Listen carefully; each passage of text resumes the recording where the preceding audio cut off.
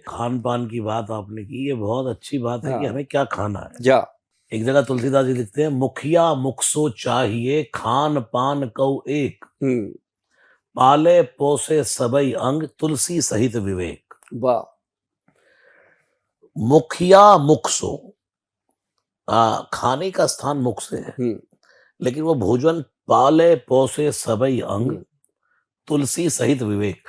वो भोजन भी विवेक से ही पालता पोसता बिल्कुल, है बिल्कुल, कि तुमने क्या खाया है। क्या खाया? अब ज़हर खाओगे तो हाँ, वही तुमने क्या, वो विवेक पहले हाँ, प्रधान, हाँ, तुलसीदास हाँ, जी विवेक शब्द हुँ, लगाया। हुँ, पालई पोसई सबई अंग, वो हुँ, भोजन सभी अंगों को पालता पोसता हुँ, है, लेकिन तुलसी सहित विवेक। हुँ, ऐसे एक मुखिया, मतलब इसको तुलसीदास जी ने उदाहरण ये दिया था कि भाई ऐसे ही घर का एक मुखिया होता है।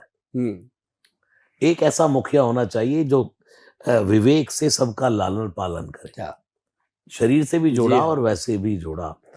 तो ये सब जो आपने बातें कही, सब ये बिल्कुल फैक्ट है। और मैं तो कहता हूँ, कृष्ण त्वदीय पद पंकज पंजरांते दैव में विशतु मानस राजहंस, प्राण प्रयाण समय कफ वात पित्तई, क्या बात है! कंठावरोधन विधौ स्मरणम कुतस्ते।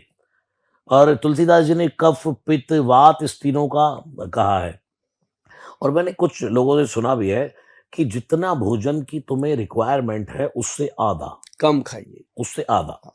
फिर लगभग आधे पौने घंटे बाद जल, हुँ, 1 घंटे हुँ, बाद जल पीने में पेशेंस रखें। हुँ, तो उससे क्या होगा, पा भाग आपने भोजन को दिया, पा भाग फिर जल को दिया, तो हवा, कफ, वात, पित्त, जब इनका तीनों का वो बैलेंसिंग बनी रहेगी तो शरीर ठीक क्या रहता है। बात है! क्या बात है! इतना इतना ज्ञान तो शायद वैद को हो सकता है, जो बहुत परम वैद हैं, जितना ज्ञान तुलसीदास जी ने आपके माध्यम से आज लोगों को ये दिया। सब संतों की हाँ, बातें हैं, और मैं शायद फॉलो वॉलो तो नहीं करता हूँ इसको। लेकिन लेकिन श्री हनुमान जी की हुँ। कृपा से जो बातें आई हैं ग्रंथ में, और जो जो मेरे स्मरण में आई, मुझे तो ये भी नहीं पता था कि ये टॉपिक आपका आयुर्वेद पर होने वाला है।